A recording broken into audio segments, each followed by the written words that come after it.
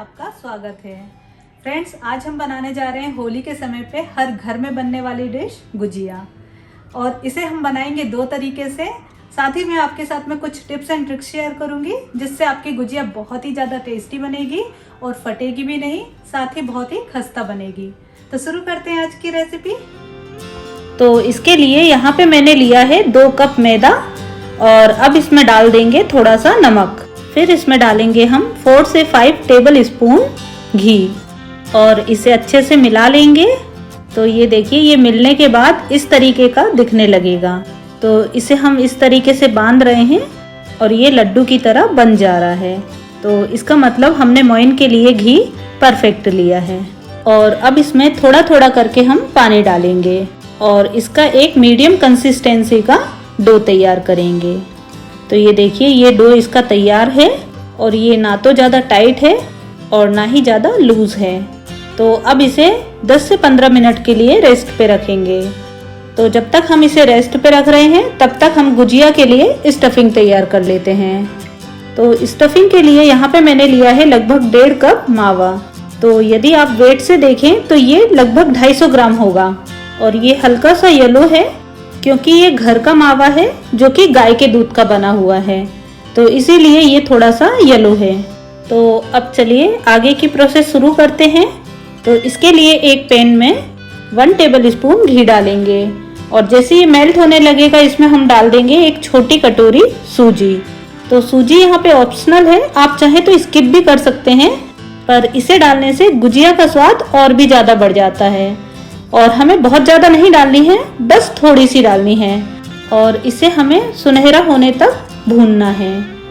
तो ये देखिए, इसका कलर भी बदलने लगा है और इसमें से बहुत अच्छी खुशबू आने लगी है। तो बस अब गैस की फ्लेम ऑफ कर देंगे और इसे निकाल लेंगे और फिर उसी पैन में 1 चम्मच वापस से घी डालेंगे और फिर उसमें डाल देंगे थोड़े से ड्राई फ्रूट्स। तो यहाँ पे आप ड्राई फ्रूट्स अपनी इच्छा अनुसार डालें और फिर इसे अच्छे से सौटे करेंगे। तो ये देखिए, ये भी अच्छे से फ्राई हो चुके हैं और इसे भी निकाल लेंगे। तो ये देखिए, मैंने सारे ड्राई फ्रूट्स निकाल लिए हैं और अब इसे एक खलबत्ते की सहायता से दरदरा कूटेंगे। तो इसी में हम डाल देंगे थोड़ी सी हरी इलायची और इन सबको थोड़ा सा दरदरा कूट लेंगे। तो ये देखिए, ये तैयार है और अब उसी पैन में थोड़ा सा घी बचा हुआ है, तो इसमें हम डाल देंगे थोड़ा सा ग्रेटेड कोकोनट और एकदम धीमी आंच पे इसे सेक लेंगे। तो ये भी अच्छे से सिक गया है और इसे भी निकाल लेंगे। फिर हम पैन में डालेंगे मावा, तो इसे थोड़ा सा सॉफ्ट कर लेंगे। तो ये देखिए, ये बहुत अच्छे से सॉफ्ट हो गया है और अब इसमें डाल देंगे भुनी हुई सूजी और इन दोनों को बहुत अच्छे से मिक्स करेंगे।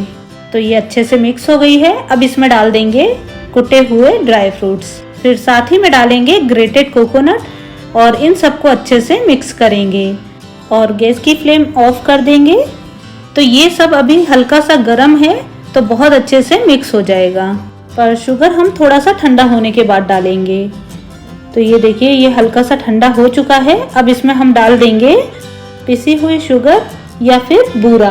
तो यहाँ पे मैं 1 कटोरी पाउडर शुगर डाल रही हूँ, आप इसे कम ज़्यादा कर सकते हैं। मतलब आपको जितना मीठा पसंद है आप उसके हिसाब से शुगर डाल सकते हैं।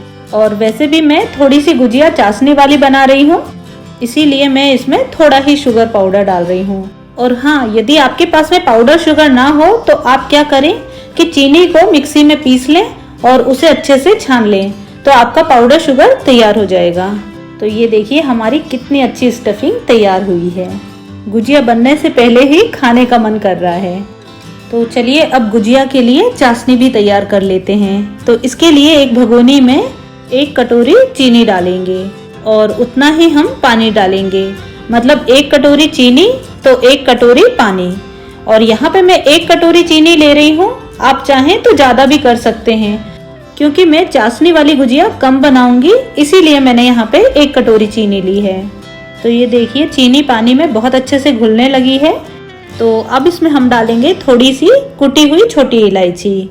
फिर इसमें हम डाल देंगे लगभग 1/2 टीस्पून नींबू का रस। तो नींबू के रस से क्या होता है कि चीनी में यदि कचरा होगा तो वो साफ हो जाएगा और जब हमारी चाशनी बनकर के तैयार हो जाएगी तो वो जमेगी नहीं। तो ये देखिए हमारी चाशनी बनकर के तैयार है।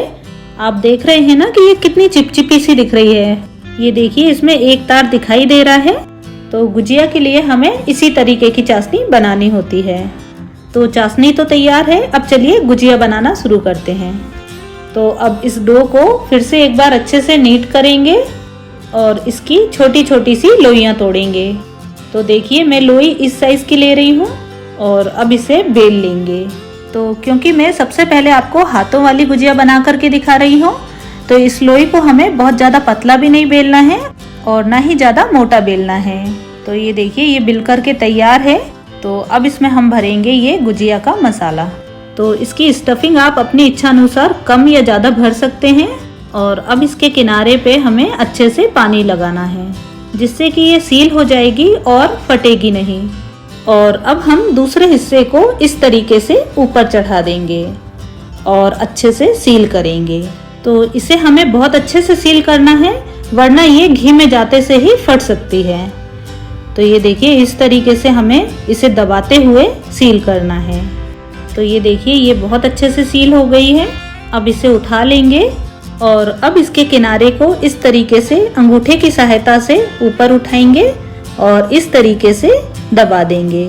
फिर से इसे इस तरीके से अंगूठी की सहायता से ऊपर उठाएंगे और फिर इस तरीके से नीचे को दबा देंगे। तो देखिए इस तरह से हमें इसे उठाते हुए दबाना है। तो ये देखिए बन करके तैयार है ना, ये बहुत सुंदर।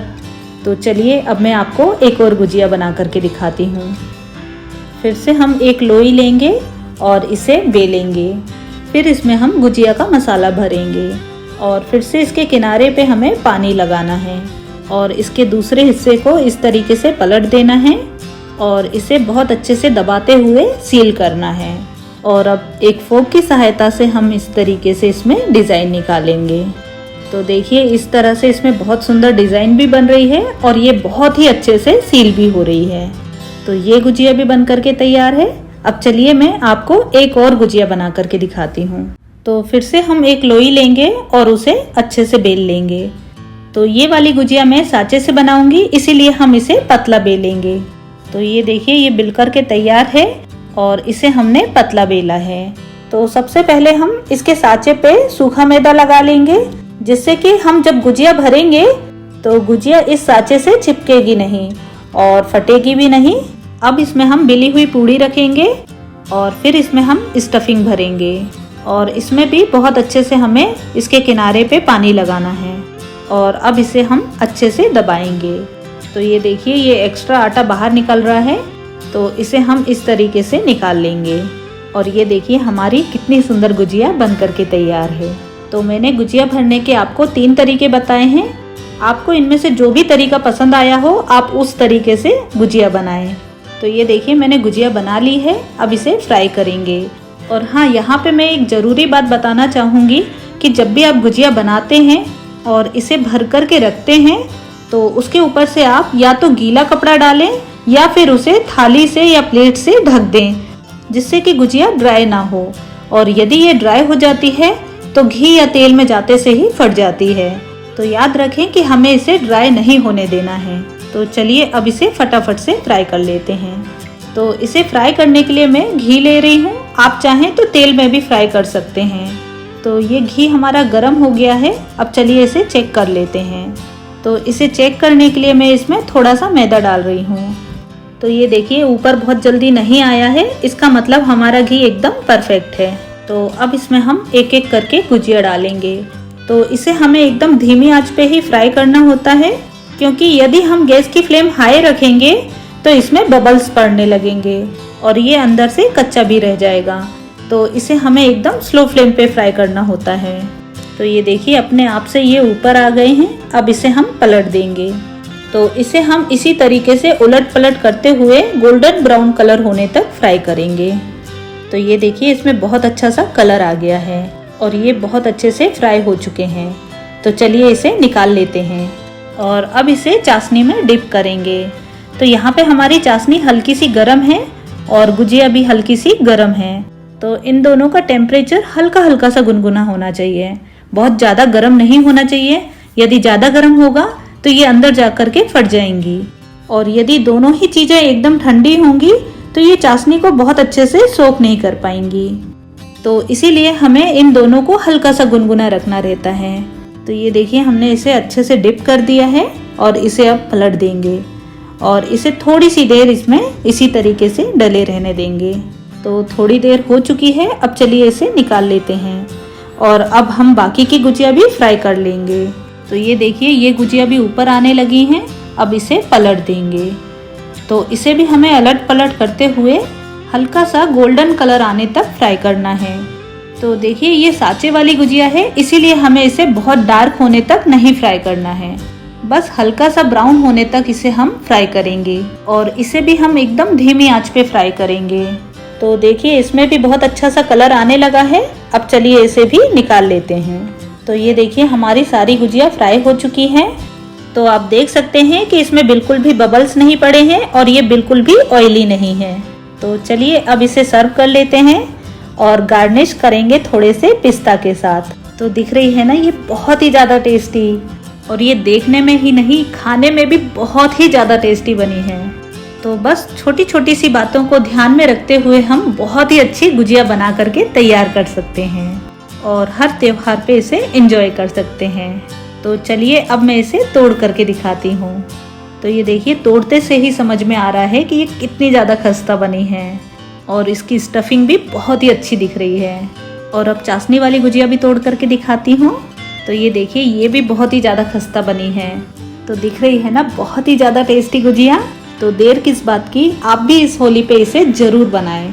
और यदि आपको मेरा वीडियो पसंद आया हो तो इसे लाइक करें, ज़्यादा से ज़्यादा शेयर करें और मेरे चैनल को सब्सक्राइब करना ना भूलें। तो बनाते रहें और खाते रहें। मिलती हूँ मैं आपसे अगले वीडियो में।